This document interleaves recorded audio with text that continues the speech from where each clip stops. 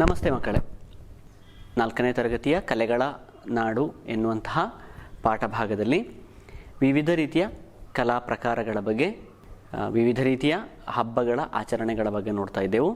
ಇಂದು ಕೂಡ ಅದರ ಒಂದಷ್ಟು ಮುಂದುವರಿದ ಭಾಗಗಳನ್ನು ನೋಡಲಿಕ್ಕೆ ನಾವಿದ್ದೇವೆ. ನೀವೆಲ್ಲ ಶಾಲೆಯ ಪಾಠಭಾಗದ ಸಂದರ್ಭಗಳಲ್ಲಿ ನಿಮ್ಮಲ್ಲಿ ಕೇವಲ ನೋಟು ಪುಸ್ತಕದಲ್ಲಿ ಬರೆಯಿರಿ ಎನ್ನುವಂತಹ ಚಟುವಟಿಕೆಯನ್ನು ಮಾತ್ರ ಕೊಡ್ತಾರಾ? ಇನ್ಯಾವೆಲ್ಲ ಚಟುವಟಿಕೆಗಳನ್ನು ಕೊಡ್ತಾರೆ? ಒಮ್ಮೆ ಆಲೋಚಿಸಿ.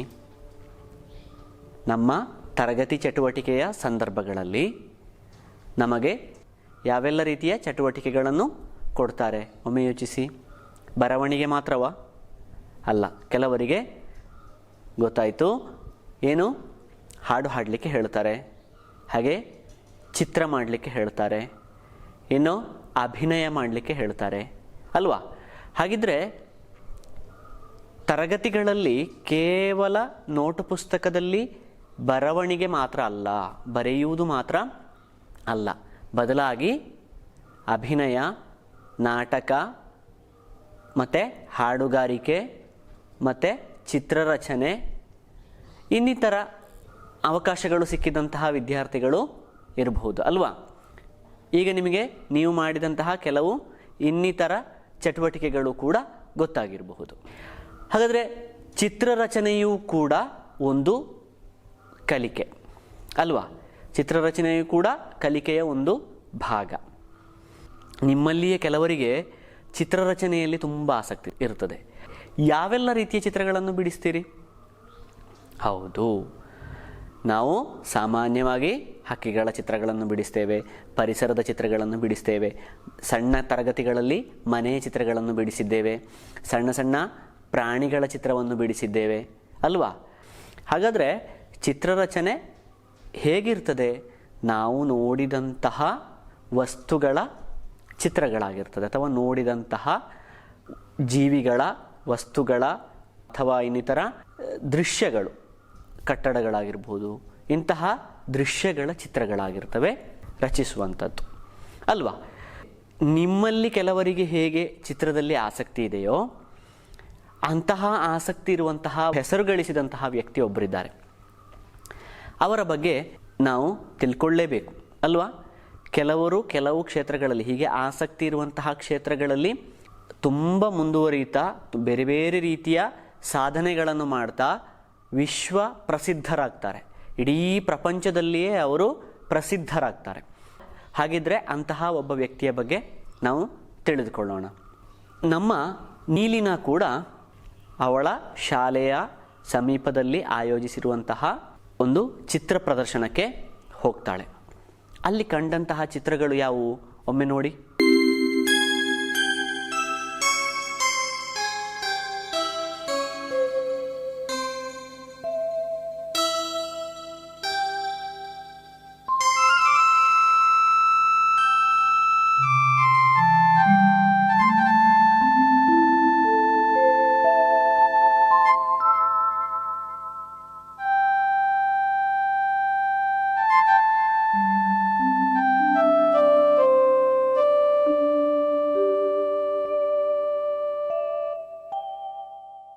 ನೋಡಿದ್ರಾ? ಇದೆಲ್ಲ ಜಗತ್ತಿನಲ್ಲಿಯೇ ಹೆಸರು ಗಳಿಸಿದಂತಹ ಒಬ್ಬರು ಚಿತ್ರಕಲಾವಿದರ ಚಿತ್ರಗಳು. ಯಾರು ಆ ಚಿತ್ರಕಲಾವಿದರು? ನೋಡಿ, ಇಲ್ಲಿ ಒಂದು ಚಿತ್ರ ಇದೆ. ಈ ಚಿತ್ರವನ್ನೊಮ್ಮೆ ಗಮನಿಸಿ. ಇದು ಯಾರ ಚಿತ್ರ ಆಗಿರಬಹುದು? ಹೌದು, ಕೆಲವರಿಗೆ ಗೊತ್ತಾಯಿತು. ಯಾರ ಚಿತ್ರ ಇದು? ಒಬ್ಬ ವಿಶ್ವ ಪ್ರಸಿದ್ಧರಾದಂತಹ ಚಿತ್ರಕಲಾವಿದರ ಭಾವಚಿತ್ರ. ಅವರ ಹೆಸರೇನು? ಈ ಜಗತ್ಪ್ರಸಿದ್ಧ ಚಿತ್ರಗಾರರು ರಾಜಾ ರವಿವರ್ಮ. ಈಗಾಗಲೇ ಕೆಲವರು ಇವರ ಹೆಸರನ್ನು ಕೇಳಿರಬಹುದು. ಇವರು ಕೇರಳದವರು. ಕೇರಳದ ಒಂದು ಪ್ರಸಿದ್ಧ ರಾಜಮನೆತನದಲ್ಲಿ ಹುಟ್ಟಿ ಬೆಳೆದವರು. ಅವರು ಬಾಲ್ಯದಲ್ಲಿಯೇ ಚಿತ್ರಕಲೆಯಲ್ಲಿ ಆಸಕ್ತಿಯನ್ನು ಹೊಂದಿ ವಿವಿಧ ರೀತಿಯ ಚಿತ್ರಗಳನ್ನು ಮಾಡುತ್ತಾ ತಮ್ಮ ಪ್ರತಿಭೆಯನ್ನು ಪ್ರಕಟಪಡಿಸ್ತಾ ಬೆಳೆದವರು. ಹಾಗಾಗಿ ಅವರು ವಿಶ್ವಪ್ರಸಿದ್ಧರಾದರು. ಸರಿ, ರಾಜಾ ರವಿವರ್ಮರ ಈ ವಿಡಿಯೋವನ್ನು ನೋಡಿ ಅವರ ಕುರಿತಾದಂತಹ ಹೆಚ್ಚಿನ ವಿವರಗಳನ್ನು ತಿಳಿಯೋಣ. ರಾಜಾ ರವಿವರ್ಮ ಇವರು 1848 ಏಪ್ರಿಲ್ 29ರಂದು ತಿರುವನಂತಪುರದ ಕಿಲಿಮಾನೂರ್ ರಾಜಮನೆತನದಲ್ಲಿ ಜನಿಸಿದರು. ಚಿತ್ರಕಲಾವಿದ ರಾಜ ಎಂಬ ಹೆಸರಿನಿಂದ ಅವರು ಪ್ರಖ್ಯಾತರಾದರು. ಮೈಸೂರು ಖೇದ, ಸೇತುಬಂಧನಂ, ನಳದಮಯಂತಿ ಇತ್ಯಾದಿಗಳು ಅವರ ಪ್ರಸಿದ್ಧ ಚಿತ್ರಗಳಾಗಿವೆ. 1904ರಲ್ಲಿ ಕೈಸರ್ ಪ್ರಭು ರವಿವರ್ಮರಿಗೆ ಕೈಸರ್ ಇ ಹಿಂದ್ ಎಂಬ ಪ್ರಶಸ್ತಿಯನ್ನು ಮತ್ತು ರಾಜಾ ಎಂಬ ಬಿರುದನ್ನು ನೀಡಿದರು. ರಾಜಾ ರವಿವರ್ಮರ ಆದರ ಸೂಚಕವಾಗಿ ಮಾವೇಲಿಕ್ಕರ ಎಂಬಲ್ಲಿ ಒಂದು ಫೈನ್ ಆರ್ಟ್ಸ್ ಕಾಲೇಜನ್ನು ಸ್ಥಾಪಿಸಲಾಗಿದೆ. ರವಿವರ್ಮರ ಜೀವನವನ್ನು ಆಧರಿಸಿ ರಂಗ್ ರಸಿಯಾ ಎಂಬ ಒಂದು ಚಲನಚಿತ್ರವನ್ನು ಕೂಡ ನಿರ್ಮಿಸಲಾಗಿದೆ. ರಾಜಾ ರವಿವರ್ಮರ ಚಿತ್ರಗಳನ್ನು ಶ್ರೀಚಿತ್ರ ಆರ್ಟ್ ಗ್ಯಾಲರಿಯಲ್ಲಿ ಸಂರಕ್ಷಿಸಿಡಲಾಗಿದೆ. ವಿಡಿಯೋವನ್ನು ನೋಡಿದ್ರಲ್ಲ, ನಮ್ಮ ಕೇರಳದ ಹೆಮ್ಮೆಯ ಮತ್ತು ಇಡೀ ಪ್ರಪಂಚದಲ್ಲಿ ಪ್ರಸಿದ್ಧರಾದಂತಹ ರಾಜಾ ರವಿವರ್ಮ ರಚಿಸಿದಂತಹ ಚಿತ್ರಗಳನ್ನು ನೀವು ನೋಡಿದ್ರಿ. ಅವರ ಕುರಿತಾದಂತಹ ವಿಚಾರಗಳನ್ನು ಕೂಡ ಕೇಳಿದ್ರಿ. ಅವರು ರಚಿಸಿದಂತಹ ಚಿತ್ರಗಳನ್ನು ನಿಮಗೆ ಬೇರೆ ಬೇರೆ ಕಡೆಗಳಿಂದ ಸಂಗ್ರಹಿಸಲಿಕ್ಕೆ ಸಾಧ್ಯ ಇದೆ. ಅಂತಹ ಚಿತ್ರಗಳನ್ನು ಸಾಧ್ಯವಾದಷ್ಟು ಸಂಗ್ರಹಿಸಿ ಒಂದು ಪುಸ್ತಕವನ್ನು ತಯಾರಿಸಿ. ಜೊತೆಗೆ ಇನ್ನಿತರ ಕಲಾವಿದರು ಕೂಡ ತಮ್ಮ ಕೈಯಲ್ಲಿ ರಚಿಸಿದಂತಹ ಚಿತ್ರಗಳು ನಿಮಗೆ ಲಭಿಸಬಹುದು. ಅಂತಹ ಚಿತ್ರಗಳನ್ನು ಕೂಡ ಸೇರಿಸಿಕೊಂಡು ಚಿತ್ರಕಲೆಯ ಒಂದು ಸಂಚಿಕೆಯನ್ನು ತಯಾರಿಸಿ. ಇಲ್ಲಿ ಕೆಲವು ಚಿತ್ರಗಳನ್ನು ನೋಡಿ.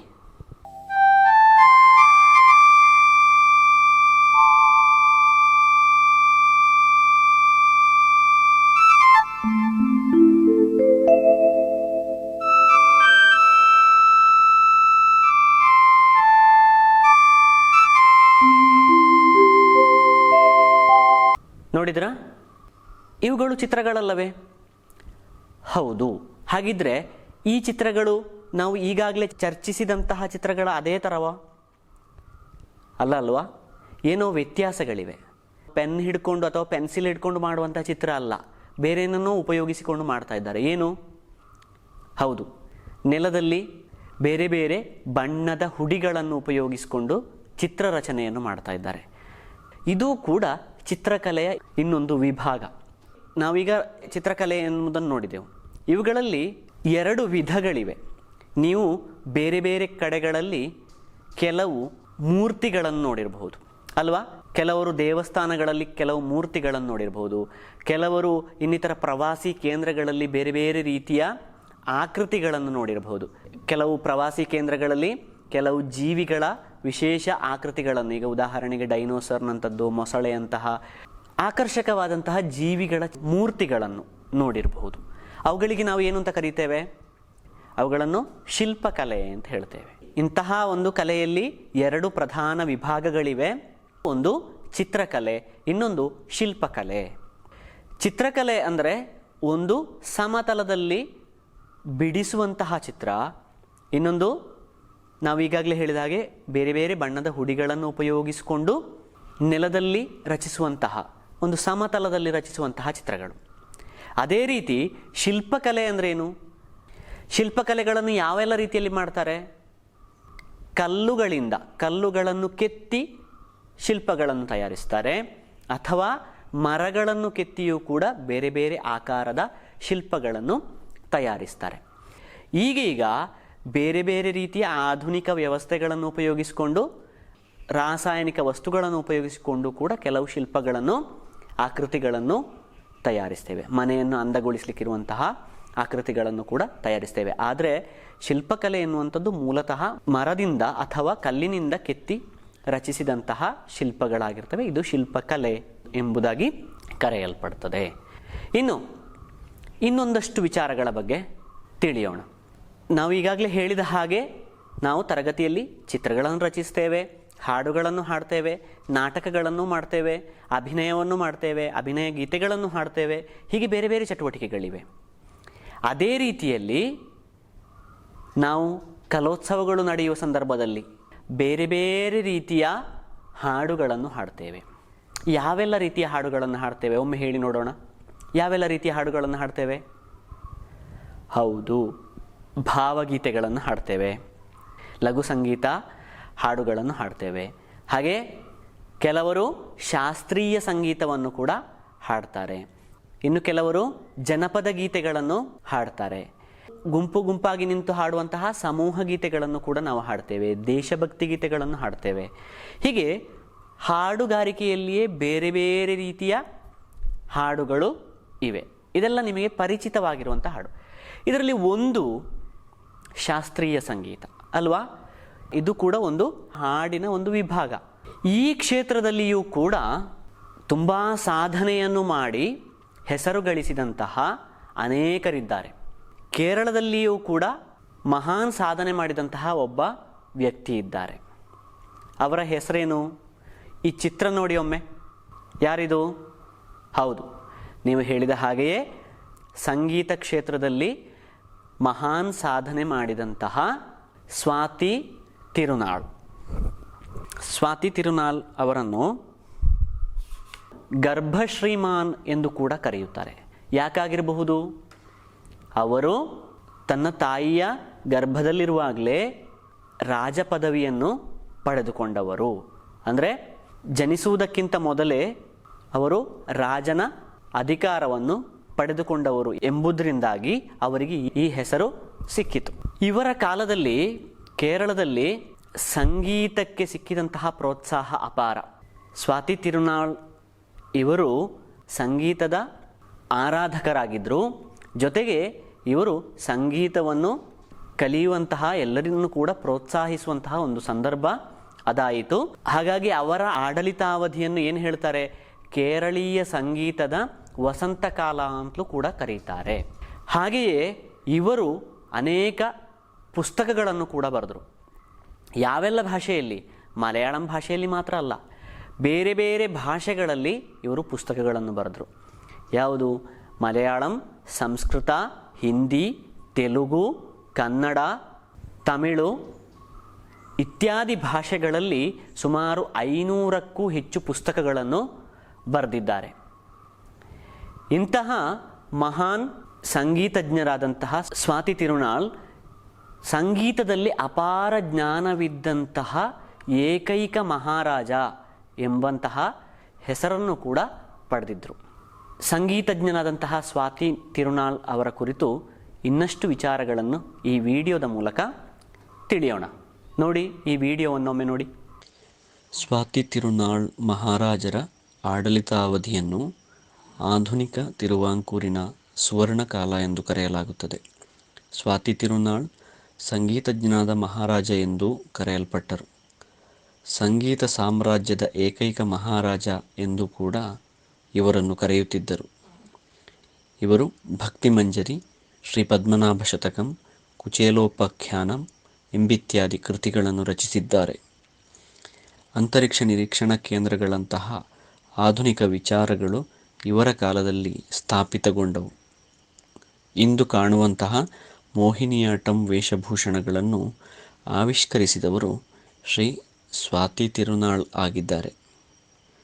ತಿರುವನಂತಪುರಂನಲ್ಲಿರುವ ಸಂಗೀತ ಕಾಲೇಜಿಗೆ ಇವರ ಸ್ಮರಣಾರ್ಥ ಹೆಸರನ್ನಿಡಲಾಗಿದೆ. ಅಗಾಧ ಸಂಗೀತ ಪಾಂಡಿತ್ಯವನ್ನು ಹೊಂದಿದಂತಹ ಸ್ವಾತಿ ತಿರುನಾಳ್ ಅವರನ್ನು ಸಣ್ಣ ಪ್ರಾಯದಲ್ಲಿ ಜೋಗುಳದ ಮೂಲಕ ಹಾಡಿ ಸಮಾಧಾನ ಪಡಿಸ್ತಾ ಇದ್ದಂತಹ ಒಂದು ಕಾಲವೂ ಇತ್ತು. ಆ ಸಂದರ್ಭ ಯಾವುದು ಅಂತ ಹೇಳಿದರೆ, ಈಗಾಗಲೇ ನಾವೆಲ್ಲ ಕೇಳಿರಬಹುದಾದಂತಹ ಒಂದು ಹಾಡು, ಮಲಯಾಳಂನಲ್ಲಿ ಪ್ರಸಿದ್ಧವಾದಂತಹ ಒಂದು ಹಾಡು, ಓಮನ ತಿಂಗಲ್ ಕಿಡಾವು ಎನ್ನುವಂತಹ ಒಂದು ಹಾಡು ಎಲ್ಲರೂ ಕೇಳಿರಬಹುದು. ಇದನ್ನು ಬರೆದಂಥವರು ಯಾರು?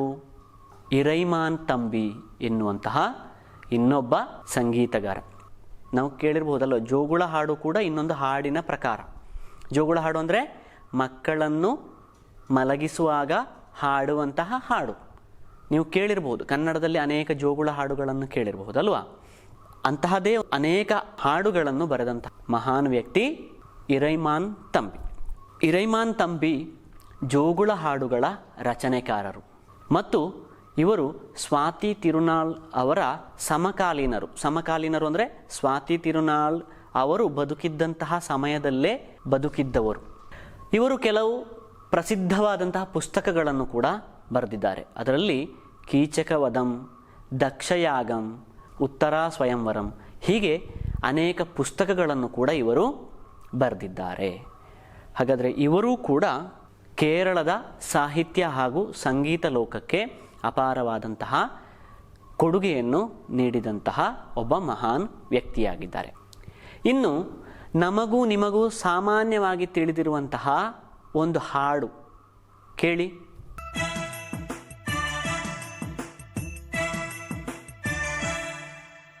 ಚೆನ್ನಪ್ಪ ಚೆನ್ನೆಗೌಡ ಕುಂಬಾರ ಮಾಡಿದ ಕೊಡನವ್ವ, ಚೆನ್ನಪ್ಪ ಚೆನ್ನೆಗೌಡ ಕುಂಬಾರ ಮಾಡಿದ ಕೊಡನವ್ವ, ಚಂದಕ ತಂದೀನೇ ತಂಗಿ ನೀರಿಗೆ ಬಂದೀನೇ, ಚಂದಕ ತಂದೀನೇ ತಂಗಿ ನೀರಿಗೆ ಬಂದೀನೆ. ಕೇಳಿದ್ರಲ್ಲ, ಈ ಹಾಡು ಯಾವ ವಿಭಾಗಕ್ಕೆ ಸೇರ್ತದೆ ಹೇಳಿ ನೋಡೋಣ. ಕೆಲವರಿಗೆಲ್ಲ ಗೊತ್ತಾಯಿತು, ಜನಪದ ಹಾಡು ಅಲ್ವಾ? ಏನಿದು ಜನಪದ ಹಾಡು ಅಂದರೆ? ಜನಪದ ಹಾಡುಗಳು ಗ್ರಾಮೀಣ ಸಂಸ್ಕೃತಿಯ ಅನುಭವಗಳನ್ನು ಸೇರಿಸಿಕೊಂಡಿರುವ ಹಾಡುಗಳಾಗಿರ್ತದೆ. ನೋಡಿ, ಗ್ರಾಮೀಣ ಸಂಸ್ಕೃತಿ ಅಂದರೆ ಗ್ರಾಮಗಳಲ್ಲಿರುವಂತಹ ಕೆಲವು ಆಚಾರ ವಿಚಾರಗಳಿಗೆ ಸಂಬಂಧಪಟ್ಟು ಆ ವಿಷಯಗಳನ್ನು ನಮಗೆ ತಿಳಿಸುವಂತಹ ಹಾಡುಗಳು, ಇವುಗಳು ಜನಪದ ಹಾಡುಗಳು ಅಂತ ಹೇಳ್ತೇವೆ. ಜನಪದಗಳಲ್ಲಿ ಇರುವಂತಹ ಹಾಡುಗಳು. ಜನಪದ ಹಾಡುಗಳು ಉಳಿದ ಇತರ ಹಾಡುಗಳಂತೆ ಅಲ್ಲ. ಏನಿದರ ವಿಶೇಷತೆ? ಇವುಗಳು ಪ್ರತ್ಯೇಕವಾಗಿ ಒಂದೊಂದು ಪ್ರದೇಶಕ್ಕೆ ಹೊಂದಿಕೊಂಡು ಒಂದೊಂದು ರೀತಿಯ ಜನಪದ ಹಾಡುಗಳು ಇರ್ತವೆ. ಒಂದೊಂದು ಗ್ರಾಮೀಣ ಜನರ ಬದುಕಿಗೆ ಹೊಂದಿಕೊಂಡು ಒಂದೊಂದು ರೀತಿಯ ಜನಪದ ಹಾಡುಗಳು ಇರ್ತವೆ. ಈ ಜನಪದ ಹಾಡುಗಳು ಎಲ್ಲಿಯೂ ಬರೆದಿರುವುದಿಲ್ಲ. ಆದರೆ ಇಂದಿಗೆ ಈಗ ಕೆಲವು ಹಾಡುಗಳೆಲ್ಲ ಪುಸ್ತಕಗಳಾಗಿ ಬಂದಿವೆ.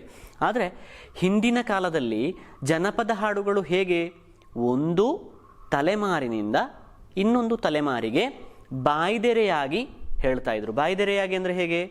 ನಮ್ಮ ಅಜ್ಜಿ ಒಂದು ಹಾಡನ್ನು, ಜನಪದ ಹಾಡನ್ನು ಹಾಡಿ ಕೇಳಿಸ್ತಾ ಇದ್ದರೆ ನಮ್ಮ ಹಿರಿಯರು ಅಥವಾ ತಂದೆ ತಾಯಿ ಅವುಗಳನ್ನು ಬಾಯ್ಪಾಠ ಮಾಡಿಕೊಂಡು ನೆನಪಿಟ್ಟುಕೊಂಡು ಅವರು ಹಾಡ್ತಾ ಇದ್ರು. ಅವರು ಹಾಡಿದ ಹಾಡುಗಳನ್ನು ಕೇಳಿ ನಾವು ನೆನಪಿಟ್ಟುಕೊಳ್ಬೇಕು. ಹೀಗೆ ಜನರಿಂದ ಜನರಿಗೆ ಬಾಯ್ದೆರೆಯಾಗಿ ಮಾತ್ರ ಒಂದು ತಲೆಮಾರಿನಿಂದ ಇನ್ನೊಂದು ತಲೆಮಾರಿಗೆ ವರ್ಗಾಯಿಸಲ್ಪಟ್ಟಂತಹ ಹಾಡುಗಳು ಎಂಬುದಾಗಿ ಕರೆಯುತ್ತೇವೆ.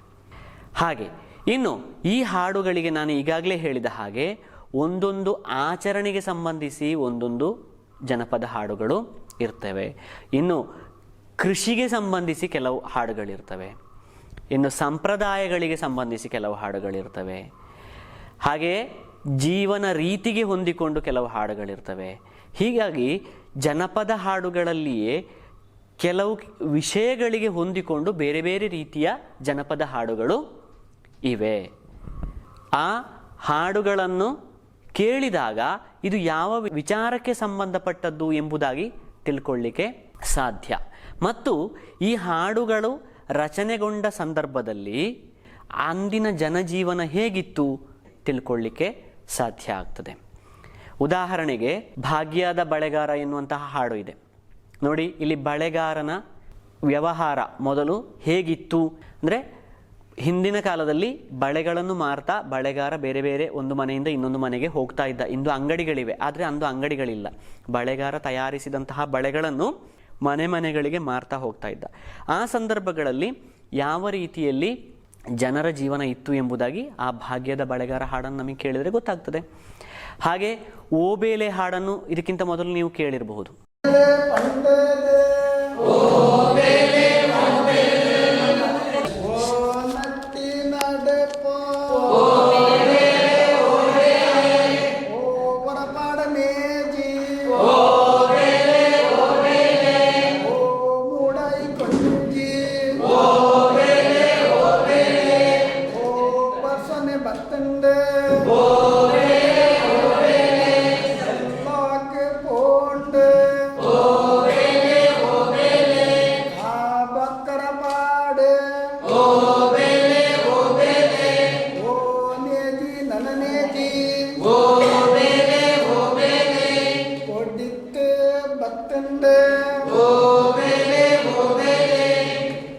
ಇದು ಯಾವುದಕ್ಕೆ ಸಂಬಂಧಪಟ್ಟಂತಹ ಹಾಡು?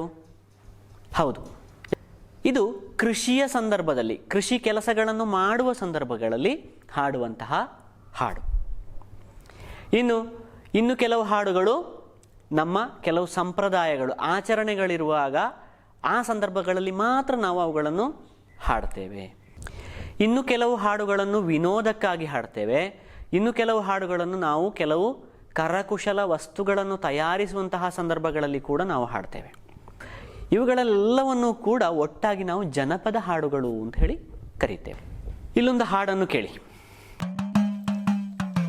തച്ചോളുള്ളോമാന കുഞ്ഞോതേനൻ ആചാരത്തോടെ അടക്കത്തോടെ ചിത്തിരത്തൂണു മോളി മറഞ്ഞു മോതിര കയ്യാലെ വായും പോത്തി. ಕೇಳಿದ್ರಾ? ಈ ಹಾಡು ಈ ಹಿಂದೆ ಯಾರಾದರೂ ಕೇಳಿದಿರಾ? ಇದರ ಹೆಸರೇನಾಗಿರಬಹುದು? ಇದು ವಡಕ್ಕನ್ ಪಾಟ್ ಎಂದು ಕರೆಯಲ್ಪಡುತ್ತದೆ. ಮಲಯಾಳಂನಲ್ಲಿ ವಡಕ್ಕನ್ ಪಾಟ್ ಎಂಬುದಾಗಿ ಕರೆಯಲ್ಪಡುತ್ತದೆ. ಈ ಹಾಡಿನ ಹಿನ್ನೆಲೆ ಬಹಳ ಆಸಕ್ತಿದಾಯಕವಾಗಿದೆ. ಈ ಹಾಡುಗಳು ಮಲಯಾಳಂ ಭಾಷೆಗೆ ಹೆಚ್ಚಿನ ಮಹತ್ತರವಾದಂತಹ ಕೊಡುಗೆಯನ್ನು ನೀಡಿದಂತಹ ಒಂದು ಹಾಡುಗಳಾಗಿವೆ. ಜೊತೆಗೆ ಇದಕ್ಕೆ ಒಂದು ಹಿನ್ನೆಲೆಯೂ ಕೂಡ ಇದೆ. ಸಣ್ಣ ಸಣ್ಣ ಪ್ರದೇಶಗಳನ್ನು ಆಡಳಿತ ಮಾಡುವಂತಹ ರಾಜರುಗಳ ಒಂದು ವಿಭಾಗ ಇತ್ತು. ಇವರು ಪರಸ್ಪರ ಮಾತನಾಡುವಂತಹ ಸಂದರ್ಭಗಳಲ್ಲಿ ವಾದ ವಿವಾದಗಳು ಜರುಗ್ತಾ ಇತ್ತು, ಅಥವಾ ತರ್ಕಗಳು ಬರ್ತಾ ಇತ್ತು. ತರ್ಕಗಳು ಅಂದರೆ ಕೆಲವು ವಿಷಯಗಳ ಆಧಾರದಲ್ಲಿ ಇದು ಸರಿಯಲ್ಲ, ಇದು ಸರಿ ಎಂಬಂತಹ ರೀತಿಯ ತರ್ಕಗಳು ಬರ್ತಾ ಇತ್ತು. ಹಾಗೆ ಅಂತಹ ಒಂದು ತರ್ಕ ಉಂಟಾಗಿ ಆ ಸಮಸ್ಯೆಯನ್ನು ಪರಿಹರಿಸಲು ಸಾಧ್ಯವಾಗದೇ ಇದ್ದಾಗ ಅಲ್ಲಿ ಹೋರಾಟಕ್ಕೆ ಆಹ್ವಾನ ನೀಡುವಂತಹ ಒಂದು ಪದ್ಧತಿ ಇತ್ತು, ಒಂದು ಕ್ರಮ ಇತ್ತು. ಈ ಸಂದರ್ಭದಲ್ಲಿ ಕೆಲವು ಶಕ್ತಿಶಾಲಿ ವ್ಯಕ್ತಿಗಳನ್ನು ಮಾತ್ರ, ಅಥವಾ ಒಳ್ಳೆ ಪರಾಕ್ರಮ ತಿಳಿದಿರುವಂತಹ, ಒಳ್ಳೆ ಯುದ್ಧ ಕಲೆ ತಿಳಿದಿರುವಂತಹ ಕೆಲವು ವ್ಯಕ್ತಿಗಳಿದ್ದರು. ಇಂತಹ ಪರಾಕ್ರಮಿ ಯುದ್ಧ ವೀರರನ್ನು ತಯಾರು ಮಾಡುವಂತಹ ಕೆಲವು ಕೇಂದ್ರಗಳಿದ್ದೆವು. ಆಯುಧ ಪರಿಶೀಲನೆ ಕೊಡುವಂತಹ ಕೇಂದ್ರಗಳು, ಕಳರಿ ಅಂತ ಹೇಳಿ ಕರೀತಾರೆ. ಇಂತಹ ಕಡೆಗಳಲ್ಲಿ ಒಳ್ಳೆ ತರಬೇತಿಯನ್ನು ಪಡೆದು ಒಳ್ಳೆ ಪರಾಕ್ರಮಿಗಳಾದಂತಹ ಕೆಲವರನ್ನು ಆಯ್ಕೆ ಮಾಡಿ ಈ ಹೋರಾಟಕ್ಕೆ ನಿಲ್ಲಿಸ್ತಾ ಇದ್ರು. ಹಾಗೆ ಆ ಹೋರಾಟಗಳಲ್ಲಿ ಎಲ್ಲರನ್ನು ಸೋಲಿಸಿ ಗೆದ್ದಂತಹ ಕೆಲವರು ಯುದ್ಧ ಪ್ರವೀಣರಿದ್ದರು. ಯುದ್ಧ ಪ್ರವೀಣರು ಅಂತ ಹೇಳಿದರೆ ಯುದ್ಧದಲ್ಲಿ ಅಷ್ಟು ನೈಪುಣ್ಯವನ್ನು ಗಳಿಸಿದವರು. ಅಂಥವರಲ್ಲಿ ಕೆಲವರು ತಚ್ಚೋಲಿ ಒದೇನನ್, ಉನ್ಯಾರ್ಚ ಎನ್ನುವಂತಹ ಕೆಲವು ಪ್ರಸಿದ್ಧ ಯುದ್ಧ ಪ್ರವೀಣರಿದ್ದರು. ಇವರ ಕುರಿತಾಗಿರುವಂತಹ ಹಾಡುಗಳಾಗಿವೆ ಈ ವಡಕ್ಕನ್ ಪಾಟ್ ಅಂತ ಹೇಳುವಂಥದ್ದು. ಇವರ ಶಕ್ತಿ ಸಾಮರ್ಥ್ಯದ ಕುರಿತು ವಿವರಣೆಯನ್ನು ನೀಡುವಂತಹ ಹಾಡುಗಳೇ ವಡಕ್ಕನ್ ಪಾಟ್ಗಳು ಅಂತ ಹೇಳಿ. ಆದರೆ ನಮ್ಮ ತುಳುನಾಡಿನಲ್ಲಿಯೂ ಕೂಡ, ನಮ್ಮ ಈ ಭಾಗದಲ್ಲಿಯೂ ಕೂಡ ಅಂತಹ ಹಾಡುಗಳು ಇವೆ. ಅವುಗಳನ್ನು ನಾವು ಪಾಡ್ದನಗಳು ಅಂತ ಹೇಳ್ತೇವೆ. ವೀರರ, ಯುದ್ಧ ವೀರರ ಕುರಿತಾಗಿರುವಂತಹ ವಿವರಣೆಯನ್ನು ನೀಡುವಂತಹ ಹಾಡುಗಳು, ಅವುಗಳು ತುಳುನಾಡಿನಲ್ಲಿಯೂ ಕೂಡ ಇವೆ. ಅವುಗಳನ್ನು ನಾವು ಪಾಡ್ದನಗಳು ಅಂತ ಹೇಳ್ತೇವೆ. ಪಾಡ್ದನಗಳನ್ನು ಅನೇಕರು ಕೇಳಿರಬಹುದು. ಇನ್ನು ಮಾಪಿಳ್ಳ ಪಾಠಗಳು, ಇವುಗಳು ಕೂಡ ಹಾಡಿನ ಒಂದು ವಿಭಾಗ. ಈ ಮಾಪಿಳ್ಳ ಪಾಠಗಳನ್ನು ಕೇರಳದ ಜನತೆಗೆ ಪರಿಚಯ ಮಾಡಿಕೊಟ್ಟವರು ಪ್ರಸಿದ್ಧರಾದಂತಹ ಮೊಯ್ದಿನ್ ಕುಟ್ಟಿ ವೈದ್ಯರ್ ಎಂಬಂತಹ ವ್ಯಕ್ತಿ. ಇವುಗಳಿಗೂ ಕೂಡ ಒಂದು ವಿಶೇಷತೆ ಇದೆ. ಮಾಪಿಳ್ಳ ಪಾಠಗಳು ಮುಸ್ಲಿಂ ಸಮುದಾಯದವರು ಪರಂಪರಾಗತವಾಗಿ ಹಾಡುವಂತಹ ಹಾಡುಗಳಾಗಿವೆ. ನೂರಾರು ವರ್ಷಗಳ ಹಿಂದಿನ ಕಾಲದ ಹಾಡುಗಳೂ ಇವೆ. ಇತ್ತೀಚಿನ ದಿನಗಳಲ್ಲಿ ಬೇರೆ ಬೇರೆ ಕವಿಗಳು ರಚಿಸಿದಂತಹ ಅನೇಕ ಮಾಪಿಳ್ಳ ಪಾಠಗಳನ್ನು ಕೂಡ ನಮಗೆ ಕೇಳಲಿಕ್ಕೆ ಸಾಧ್ಯ ಆಗ್ತದೆ. ಇದರಲ್ಲಿ ಕೇವಲ ಮಲಯಾಳಂ ಪದಗಳನ್ನು ಮಾತ್ರ ಬಳಸಲಿಲ್ಲ, ಬದಲಾಗಿ ಉರ್ದು, ಅರಬಿ, ಪರ್ಷಿಯನ್ ಇತ್ಯಾದಿ ಭಾಷೆಗಳ ಬೇರೆ ಬೇರೆ ಪದಗಳನ್ನು ಸೇರಿಸಿಕೊಂಡು ಮಾಪಿಳ್ಳ ಪಾಠಗಳನ್ನು ರಚಿಸಲಾಗಿದೆ. ಜೊತೆಗೆ ಕನ್ನಡ, ಹಿಂದಿ, ಇತರ ಭಾಷೆಗಳ ಪದಗಳು ಕೂಡ ಇದರಲ್ಲಿ ಸೇರಿಕೊಂಡಿವೆ. ಈ ಹಾಡುಗಳನ್ನು ಹಾಡುವಾಗ ಕೇರಳದ ಒಂದು ಶೈಲಿಯು ಮತ್ತು ಅರಬಿ ಭಾಷೆಯ ಶೈಲಿಯೂ ಕೂಡ ಸೇರಿಕೊಂಡು ಒಂದು ವಿಶೇಷ ರೀತಿಯಲ್ಲಿ ಈ ಹಾಡುಗಳನ್ನು ಹಾಡ್ತಾರೆ. ಹಾಗಾದರೆ ಮಾಪಿಳ್ಳ ಪಾಠಗಳು ಕೂಡ ಹಾಡುಗಳ ಒಂದು ಪ್ರಕಾರವಾಗಿದೆ. ಹೀಗೆ ಸಂಗೀತದ ಮತ್ತು ಹಾಡುಗಳ ಕ್ಷೇತ್ರವನ್ನು ಗಮನಿಸಿದರೆ ಕೇರಳದ ಬೇರೆ ಬೇರೆ ಕಡೆಗಳಲ್ಲಿ ಬೇರೆ ಬೇರೆ ರೀತಿಯ ಬೇರೆ ಬೇರೆ ಸಮುದಾಯಗಳಲ್ಲಿ, ಪ್ರಾದೇಶಿಕವಾಗಿ ನೋಡಿದರೆ ಬೇರೆ ಬೇರೆ ಜನಪದಗಳಲ್ಲಿ, ಬೇರೆ ಬೇರೆ ಪ್ರದೇಶದ ಜನರುಗಳ ನಡುವೆ ಜನಪದ ಹಾಡುಗಳನ್ನು ಕೂಡ ನಮಗೆ ಗಮನಿಸಬಹುದು. ಈ ರೀತಿಯಲ್ಲಿ ಕೇರಳದ ಚಿತ್ರಕಲೆ ಹಾಗೂ ಸಂಗೀತ ಕಲೆ ಈ ಎರಡರಲ್ಲಿಯೂ ಕೂಡ ಮಹಾನ್ ಸಾಧನೆ ಮಾಡಿದಂತಹ ಅನೇಕರಿದ್ದಾರೆ, ಅದನ್ನು ಆರಂಭಿಸಿದಂತಹ ಅನೇಕರಿದ್ದಾರೆ. ನಾವು ಪಾಠದ ಹೆಸರಲ್ಲಿ ಕೇಳಿದ ಹಾಗೆ ಕಲೆಗಳ ನಾಡು, ಈ ಕೇರಳವನ್ನು ನಾವು ಉದ್ದೇಶಿಸಿದ್ದು. ಇಲ್ಲಿ ಇದುವರೆಗೆ ತಿಳಿದುಕೊಂಡ ಹಾಗೆ ಓಣಂನಂತಹ ಅನೇಕ ಹಬ್ಬಗಳು, ಇನ್ನು ಬೇರೆ ಬೇರೆ ರೀತಿ ನೀವೆಲ್ಲ ಕಂಡು ನೋಡಿ ಪರಿಚಿತ ಇರುವಂತಹ ಜಾತ್ರೆಗಳು, ಉತ್ಸವಗಳು, ಹಬ್ಬಗಳು, ಆಚರಣೆಗಳು, ಜೊತೆಗೆ ಇಂತಹ ಚಿತ್ರಕಲೆಗಳು, ಸಂಗೀತ ಕಲೆಯಲ್ಲಿ ಹಾಡುಗಳಲ್ಲಿ ಬೇರೆ ಬೇರೆ ರೀತಿಯ ಹಾಡುಗಳು, ಇವುಗಳೆಲ್ಲವೂ ಕೂಡ ಕೇರಳದ ಜನಸಮೂಹದಲ್ಲಿ ಸೇರಿಕೊಂಡಿದೆ. ಹಾಗಾಗಿ ನಾವು ಕೇರಳವನ್ನು ಈಗ ಈ ಪಾಠದ ಹೆಸರಲ್ಲೇ ಕೊಟ್ಟ ಹಾಗೆ ಕಲೆಗಳ ನಾಡು ಎಂಬುದಾಗಿ ಕರೆದಿದ್ದೇವೆ. ಇದಕ್ಕೆ ಸಂಬಂಧಪಟ್ಟ ಹಾಗೆ ಕೆಲವು ಚಟುವಟಿಕೆಗಳನ್ನು ನೀಡಲಾಗಿದೆ. ಇಲ್ಲಿ ನೋಡಿ, ಇದು ಪಾಠ ಪುಸ್ತಕದಲ್ಲಿಯೇ ಕೊಟ್ಟಿರುವಂತಹ ಚಟುವಟಿಕೆ. ನೀವು ತಿಳಿದುಕೊಂಡ ಕಲೆಗಳ ಬಗ್ಗೆ ಟಿಪ್ಪಣಿ ತಯಾರಿಸಿರಿ, ಊರಿನ ಉತ್ಸವಗಳ ಪಟ್ಟಿ ತಯಾರಿಸಿರಿ, ಕೇರಳದಲ್ಲಿ ಹುಟ್ಟಿಕೊಂಡ ಕಲಾರೂಪಗಳು ಯಾವುವು, ಜೊತೆಗೊಳಿಸಿರಿ ಎಂಬ ರೀತಿಯಲ್ಲಿ ಒಂದು ಚಟುವಟಿಕೆಯನ್ನು ಕೊಡಲಾಗಿದೆ. ಸರಿಯಾದವುಗಳನ್ನು ಗೆರೆ ಎಳೆದು ಜೋಡಿಸಿರಿ. ಇದು ನಿಮಗೆ ಪಾಠ ಪುಸ್ತಕವನ್ನು ನೋಡಿಕೊಂಡು ಬಹಳ ಸುಲಭವಾಗಿ ಸೇರಿಸಿಕೊಳ್ಬಹುದು. ಹಾಗೆ ಇನ್ನಿತರ ಮುಂದುವರಿದ ಚಟುವಟಿಕೆಗಳನ್ನು ಕೂಡ ಕೊಡಲಾಗಿದೆ. ನಿಮಗೆ ಸಾಧ್ಯವಿರುವಂತಹ ಎಲ್ಲ ಚಟುವಟಿಕೆಗಳನ್ನು ಕೂಡ ನಿಮ್ಮ ಹೆತ್ತವರ ಸಹಾಯದೊಂದಿಗೆ ಪೂರ್ತಿಗೊಳಿಸಬೇಕು. ಅದೇ ರೀತಿಯಲ್ಲಿ ಇಲ್ಲೊಂದು ವರ್ಕ್ಶೀಟನ್ನು ಕೊಡಲಾಗಿದೆ. ಈ ವರ್ಕ್ಶೀಟಲ್ಲಿ ಕೆಲವು ಹಬ್ಬಗಳ, ಆಚರಣೆಗಳ ಮತ್ತು ಕೆಲವು ಕಲೆಗಳ ಕುರಿತು ಅವುಗಳ ಹೆಸರುಗಳನ್ನು ಕೊಡಲಾಗಿದೆ ಮತ್ತು ಅವುಗಳ ಕುರಿತು ಒಂದಷ್ಟು ವಿವರಣೆಯನ್ನು ಕೂಡ ಕೊಡಲಾಗಿದೆ. ಯಾವುದು ಯಾವುದಕ್ಕೆ ಸಂಬಂಧಪಟ್ಟದ್ದು ಎಂಬುದನ್ನು ಜೋಡಿಸಿ ನೀವು ನಿಮ್ಮ ನೋಟು ಪುಸ್ತಕದಲ್ಲಿ ಬರೀಬೇಕು. ಕಲೆಗಳ ನಾಡು ಪಾಠ ಭಾಗದಲ್ಲಿ ನಾವು ಕೇರಳಕ್ಕೆ ಸಂಬಂಧಿಸಿದ ಅನೇಕ ಕಲೆಗಳ ಬಗ್ಗೆ, ಉತ್ಸವಗಳ ಬಗ್ಗೆ, ಹಾಗೆಯೇ ಸಂಗೀತ ಕ್ಷೇತ್ರ, ಚಿತ್ರಕಲೆಯ ಕ್ಷೇತ್ರ ಇತ್ಯಾದಿಗಳಲ್ಲಿ ಮಹಾನ್ ಸಾಧನೆ ಮಾಡಿದಂತಹ, ಹೆಸರು ಗಳಿಸಿದಂತಹ, ಆ ಮೂಲಕ ವಿಶ್ವಪ್ರಸಿದ್ಧರಾದಂತಹ ಅನೇಕ ವ್ಯಕ್ತಿಗಳ ಬಗ್ಗೆ ತಿಳಿದುಕೊಂಡೆವು. ಇಲ್ಲಿಗೆ ಈ ಕಲೆಗಳ ನಾಡು ಎಂಬ ಪಾಠಭಾಗ ಮುಕ್ತಾಯ ಆಗ್ತದೆ. ಮುಂದಿನ ಇನ್ನೊಂದು ಪಾಠಭಾಗದೊಂದಿಗೆ ನಾವು ಮತ್ತೆ ಭೇಟಿಯಾಗೋಣ. ಎಲ್ಲರಿಗೂ ನಮಸ್ತೆ.